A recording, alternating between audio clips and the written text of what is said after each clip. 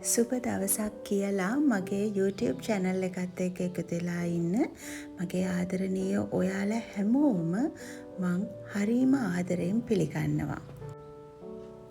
ඒ වගේම මං හිතනවා මගේ ආදරණීය ඔයාලා හොඳින් ඇති කියලා. පහුගිය දවස් 8-9 පුරාවට ගත්තහම අපේ ජීවිතවල පුදුමාකාර දේවල්නේ සිද්ධ වුණේ. ඉතින් අපි ගොඩාක් දුක් වුණා, අපි ඇඬුවා, තාමත් පීඩනෙන් ජීවත් වෙන අපේම ආදරණීය මිනිසුන් කොට්ටාශයක් ඉන්නවා. ඉතින් අපි ප්‍රාර්ථනා කරමු ඒ හැම දිනාටම නැවතත් හිටියටත් වඩා හොඳින් ජීවත් වන්නට ඒගොල්ලන්ට හැම දෙයක්ම ලැබෙන්න ඕනි කියලා. ඒ තිබුණා වූ සතුට නැවත ලැබෙන්න ඕනේ කියලා අපි හැමෝම එකසිතින් ප්‍රාර්ථනා කරමු. ඉතින් ඔයාලා මේ දකින්නේ මගේ අර හැමදාම මල් පිපෙන ජැබරස් පැල දෙකනේ. මට හිතුණා තැනකට යන්න ඕගොල්ලන්ට ජැබරස් පැලයක් හිටවන විදිය පෙන්වන්නත් ඕනේ කිව්ව නිසා ඒ පැලයක් අරගන්න. කොහෙද මේ මම ගිහිල්ලා ඉන්නේ? මෙන්න මේ ප්ලාන්ටේෂන් එක තියෙන්නේ කුරණ. රත්නායක ප්ලාන්ට්ස් නර්සරි තමයි ඒකේ නම.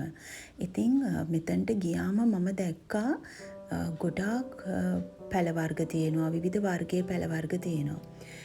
ඉතින් මේ බලන්න ඇතුල් වෙනකොටම මෙන්න මේ කස් ටික හරි ලස්සනට තිබ්බා. නත්තල් ගහේ හැඩයට ඒගොල්ලෝ හදලා මේ පැල ඉතින් මේ කාලෙට හරි උචිතයිනේ. ඔයගලන්ට මං කියන්න ඕනේ මම මේ කුණාටුවෙන් පස්සේ ගිය ගමනක් නෙමෙයි. ඇත්තටම මම ගියේ කුණාටුවට කලින් දවසේ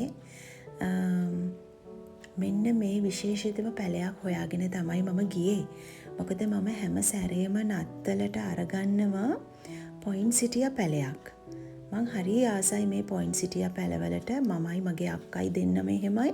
කොහොම හරි හැම සැරේම නත්තලට අපි මේ පැලයක් අරගෙන ලස්සනට පොට් එකක හිටවලා ගේ ඉස්සරහෙන් තියලා තියෙනවා. ඉතින් එදත් මෙන්න මේ පැලේ තිබුණා.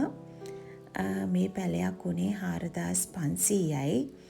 හැබැයි ඒ වෙලාවේ මට තවත් පැල කීපයක් ගන්න තිබුණ නිසා මම මේ පැලේ ගත්තේ නැහැ. ඒක පස්සේ මම අරගන්නවා කියලා හිතලා චුට්ටක් කල් දැම්මා.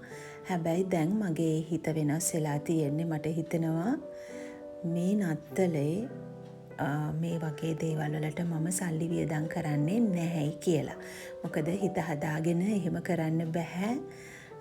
අපේ ගොඩාක් කට්ටිය මේ වෙනකොට දුක් විඳිද්දි අඳින්න ඇඳුමක්වත් නැතුව දුක් විඳිනකොට මේ වගේ දේවල් වලට වියදම් කරන්න හිත දෙන්නේ නැහැ. ඉතින් ඒක නිසා යම් තාක් දුරකට යම් කැපකිරීම් කරන්න සිද්ධ වෙනවා අපිට. ඕක තමයි ජීවිතය කියන්නේ. හරි, කමක් නැහැ. දැන් ඔයාලා මේ බලන්නකෝ අඩුම ගානේ මෙතන මේ තියෙන පැල වර්ග දිහා බලලවත් ඕගොල්ලන්ගේ හිත චුට්ටක් සතුටු කරගන්න පුළුවන්ද කියලා.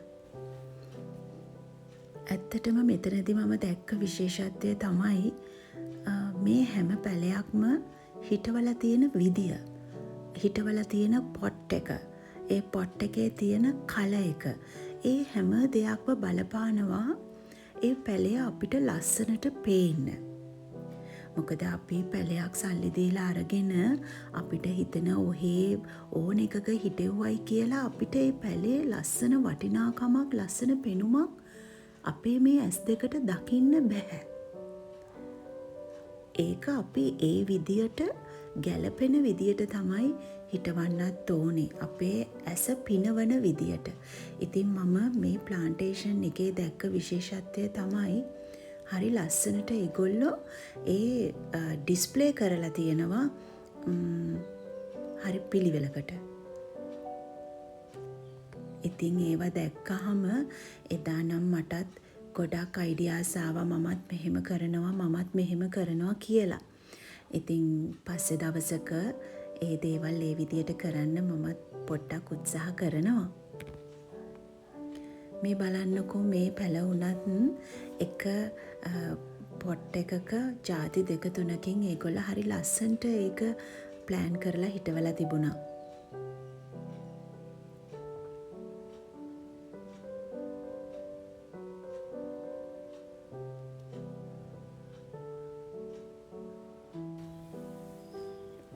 ඔයාලටත් මේක බලලා අදහසක් ගන්න පුළුවන් නම් අරගන්න.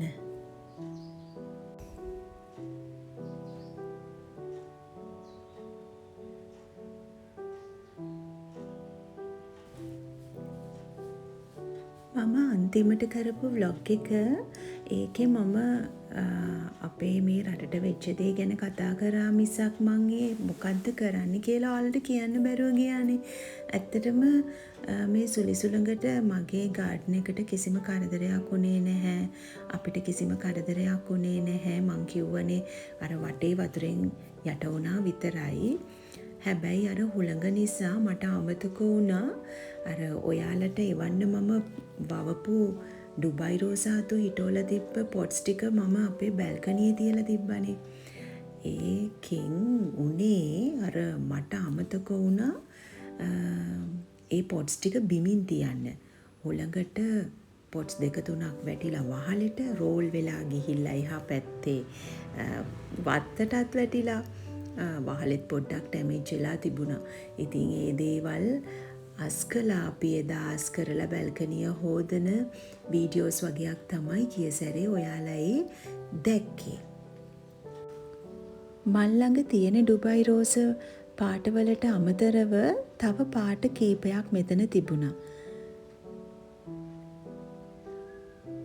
එක එක ක්‍රමයට හිටවලා ඒවා ඒගොල්ලෝ තියලා තිබුණා හරි ලස්සනයි. ඉතින් මමත් මල් ළඟ නැති පාට දෙකක් එදා මෙතනින් අරගත්තා.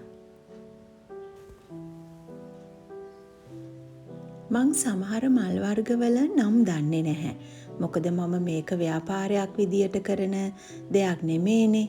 ඔන්න එහෙම කරනවා නම් ඒ හැම මලක් ගැනම කොටත් දෙනෙක් දැනගෙන ඉන්නවා. ඉතින් මම තාමත් මල් වලට ආස කරලා හිටෙව්වට හැම මලකම නමක් දන්නේ නැහැ. මං හිතන්නේ මගේ යාළුවෝ ඔයාලා දන්නවා ඇති මට වඩා. ඒ කොහොම වෙතත් ඕනම මල් වර්ගයක ඒ සුන්දරත්වය ඇහෙන් දැකලා ඒක විඳින්න නම් මට පුළුවන්. ගොඩාක් මල් වර්ග මෙතන තිබුණට මම මේ හැම එකක්ම ගන්නෙ නැහැනේ. මොකද දැන් අවුරුදු ගාණක් තිස්සේ පැල හිටවලා තියෙන අත්දැකීමත් එක්ක මම දන්නවා මගේ මිදුලේ මගේ අත් දෙකෙන් හිටෙව්වහම හරියන පැල වර්ග මොනවාද, මේ පළාතේ හිටෙව්වහම හොඳට හැදෙන පැල වර්ග මොනවාද කියලා. ඉතින් ඒවා විතරයි මම තෝරගන්නේ. පෙටෝනියාස් වලිනුත් තද දම්පාට පෙටෝනියා එක විතරයි මම අරගෙන හිටවන්නේ. මොකද අනිත් ඒවා හිටවපු කාලයක් තිබුණා. ඒවා ඉතින් කෙටි කාලයයි තියෙන්නේ. ඒක ටක් ගාලා මැරිලා යනවා. ඉතින් මම ගන්නේ අර තද දම්පාට වර්ගය විතරයි. ඉතින් ඕගොල්ලන්ට මම මුලදිම කිව්වනේ ඕගොල්ලන්ට ජර්බරාස් පැලයක් හිටවන්නේ කොහොමද කියලා පෙන්වන්න ඕනකම නිසාමයි මම මෙතනට ඒ පැලයක් ගන්න ආවේ කියලා.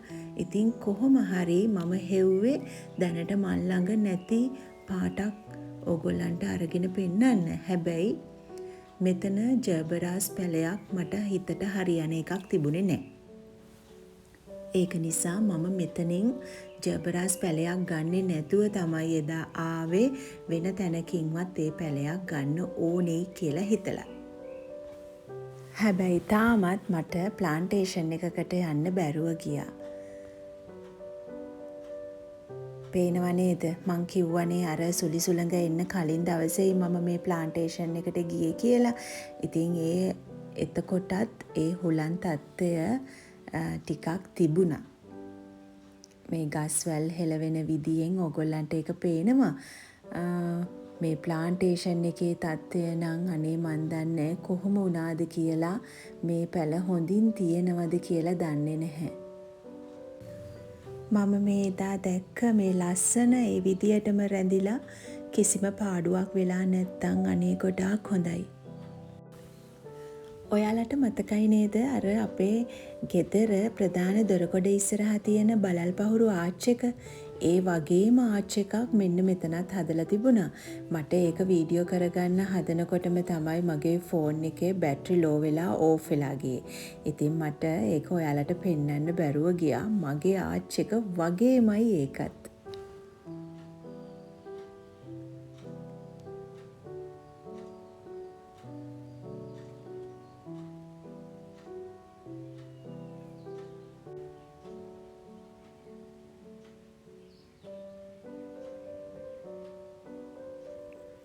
හරිම ලස්සනට එයාෆර්න්ස් පැල ටිකකුත් මේ විදියට හදලා ඒගොල්ලෝ එල්ලලා තිබ්බා.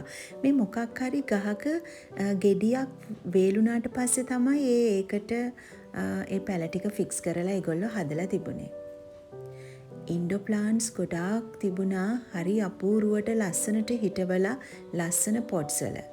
ඉතින් ඒව දැක්කහම තමයි හරි ආස හිතෙන්නේ අපිට පැලයක් අලුතෙන් අරගන්න උනත්. සමහර වෙලාවල් වලට අපි ගණන් ගන්න නැති පැල වර්ග ඔය තියෙන්නේ පාරවල වල අගල් අයිනේ කාණු අයිනේ. එහෙම අන්න ඒ පැල වර්ග උනත් ගලෝගෙන ඇවිල්ලා ලස්සනට පොට් එකක හිටවලා ගේ ඇතුලෙන් තිබ්බහම ඒකෙත් පුදුම ලස්සනක් තියෙනවා. අපිට මේ පැල සල්ලි දීලාම අරගන්න ඕනේ නෑ. මේ බලන්න මේ පැලෙත් හරි ලස්සනයි නේද?